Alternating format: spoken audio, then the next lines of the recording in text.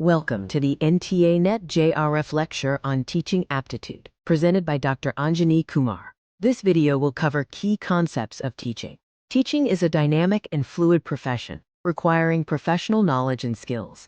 It involves effective instruction, establishing relationships, and maintaining a positive learning environment. The aim of teaching includes various modes such as conditioning, training, instruction, and indoctrination. Training helps shape conduct, instruction develops knowledge, and teaching aims to shape a total individual. In summary, teaching brings changes in behavior. Conditioning improves learning skills, and training shapes conduct.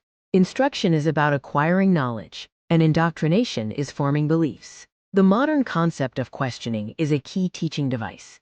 Discussion clarifies doubts and enhances expression.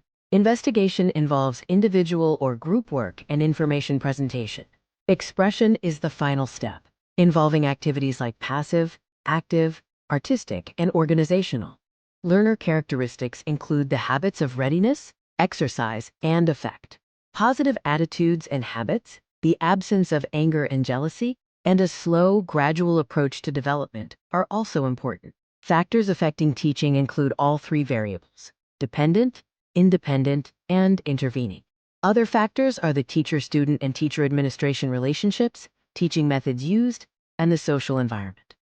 This diagram illustrates the interconnected factors influencing teaching, including administrative policies, technology, students, teachers, and student-teacher relationships. Teaching is both an art and a science, combining creativity with systematic techniques and procedures.